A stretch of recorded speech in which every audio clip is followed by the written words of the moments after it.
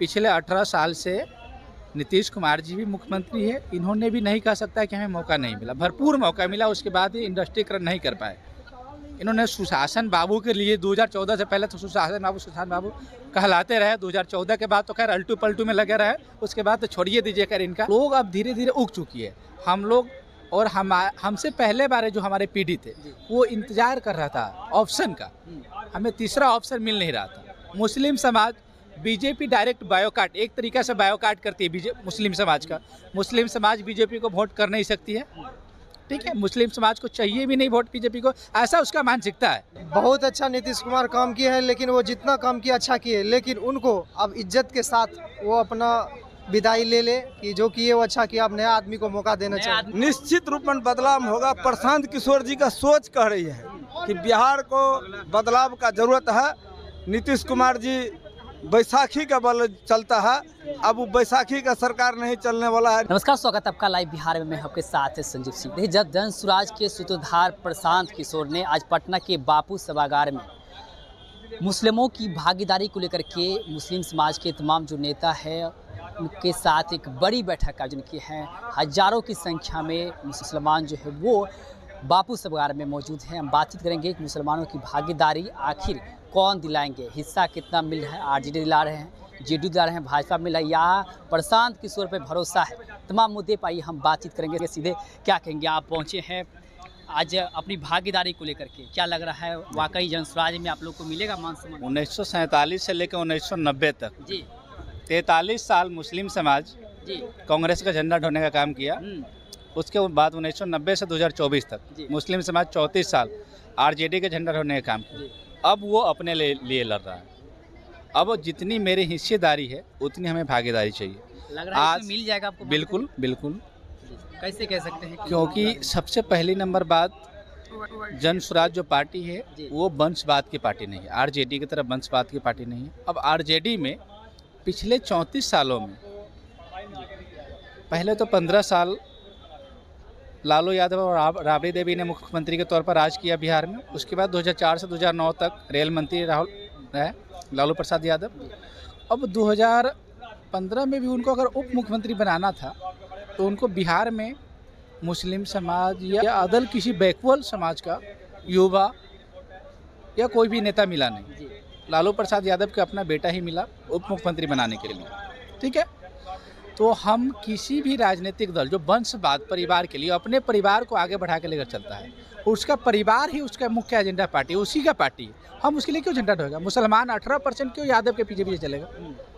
हम पूरे बिहार में अगर जाति बात पर आई, हम ये जाति बात मत, एक एग्जाम्पल बनता है यहाँ पर। ये सपोज कि मुस्लिम 18% है, यादव 14% है, ये मुस्लिम यादव के पीछे क्यों चलेगा? 25 का चुनाव काफी नजदीक है, ऐसे में क्या है इतनी जल्दी आप लोग एकजुट होकर के प्रशांत किशोर को बेड़ा पार करवा देंगे? बिल्कुल। आप 2025 के विधानसभा चुनाव में सिर्फ मुस्लिम ही नहीं और भी सारे कास्ट जो विकास चाहते हैं, जो अपने बच्चे को रोजगार चाहते हैं, जो बिहार में इंडस्ट्रीकरण चाहते हैं, वो प्रशांत किशोर जी को वोट करने जा रहे हैं, जन स्वराज को वोट करने जा रहे हैं। और आप ये मान के चलिए कि जन स्वराज की सरकार बनने जा रही है 2025 में। लोग अब धीरे धीरे उग चुकी है, हम लोग और हमसे पहले बारे जो हमारे पीढ़ी थे वो इंतजार कर रहा था ऑप्शन का, हमें तीसरा ऑप्शन मिल नहीं रहा था। मुस्लिम समाज बीजेपी डायरेक्ट बायोकाट, एक तरीका से बायोकाट करती है मुस्लिम समाज का। मुस्लिम समाज बीजेपी को वोट कर नहीं सकती है, ठीक है, मुस्लिम समाज को चाहिए भी नहीं वोट बीजेपी को, ऐसा उसका मानसिकता है। और हम लोग देना भी नहीं चाहते मुस्लिम समाज। तो मुस्लिम समाज के पास एक ही विकल्प था, आरजेडी के और कांग्रेस गठबंधन को वोट करना। दूसरा MIM तो है, वो भी है, AIM के पास इतना कैपेसिटी नहीं है वो बिहार में सरकार बना पाए, ठीक है। AIM वो काम कर रही तेलंगाना में, वहाँ के लिए ठीक है, हैदराबाद के लिए ठीक है, पूरे देश में काम कर पाना अभी जो हम लोग को लगता है पूरे देश में उसके लिए काम कर पाना संभव नहीं है। पिछले 18 साल से नीतीश कुमार जी भी मुख्यमंत्री है, इन्होंने भी नहीं कह सकता कि हमें मौका नहीं मिला, भरपूर मौका मिला, उसके बाद भी इंडस्ट्रीकरण नहीं कर पाए। इन्होंने सुशासन बाबू के लिए 2014 से पहले तो सुशासन बाबू कहलाते रहे, 2014 के बाद तो खैर अल्टू पल्टू में लगे रहे, उसके बाद तो छोड़िए दीजिए खैर इनका। खैर नीतीश कुमार से तो कहीं कोनो लड़ाई भी नहीं, नीतीश कुमार का अपना कोई वोट बैंक भी नहीं है। मुकाबला कर पाएंगे? भैया नीतीश कुमार से कहीं कोई मुकाबला ही नहीं है। नीतीश कुमार क्या है, उसका अपना कोई वोट बैंक है नीतीश कुमार का? नीतीश कुमार को कोई वोट देना चाहता है? नीतीश कुमार बैसाखी के बदौलत चलने वाला इंसान है। कभी आरजेडी के बदौलत बैसाखी लेकर चलता है, कभी बीजेपी के बदौलत। अकेले चुनाव लड़ेगा। भैया सही बोल रहे हैं। सही बोल रहे हैं, लेकिन जेडीयू वाले तो कह रहे हैं कि प्रशांत किशोर का कोई आते पते नहीं है, वो आज आए कल चल वो तो 2025 में पता चल ही जाएगा। हाँ, भरोसा है पूरा भरोसा है। नीतीश कुमार दिग्गज नेता है, उनके बारे में ऐसे बोलना उचित बात नहीं है। और वो बिहार के लिए बहुत कुछ काम किए। प्रशांत किशोर को लेकर क्या सोचते हैं? हाँ, न्यू आदमी है, उनको मौका देना चाहिए, इस अपॉर्चुनिटी देनी चाहिए। भाई साहब के जीवन नीतीश कुमार पिछले 18 साल से बिहार के मुख्यमंत्री है। अल्टी मारे पलटी मारे, इधर गए उधर गए। उनका कोई ऐसा विकास पता है जो इनके परिवार में उनका लाभ मिला, उस विकास में लाभ मिला? मेरा भाई बीपीएससी का टीचर बने इसी बार, तो वो तो उपलब्धि उन्हीं का ना। तेजस्वी यादव के साथ में गठबंधन थे, बीपीएससी टीचर जो बने तो वही लेके आए ना। दोनों दावे करते हैं, तेजस्वी दावे कर रहे हैं और तो दोनों का सरे जाएगा ना। वो डिप्टी सीएम है, वो मुख्यमंत्री है, तो दोनों मिल करके डिसीजन लिए ना।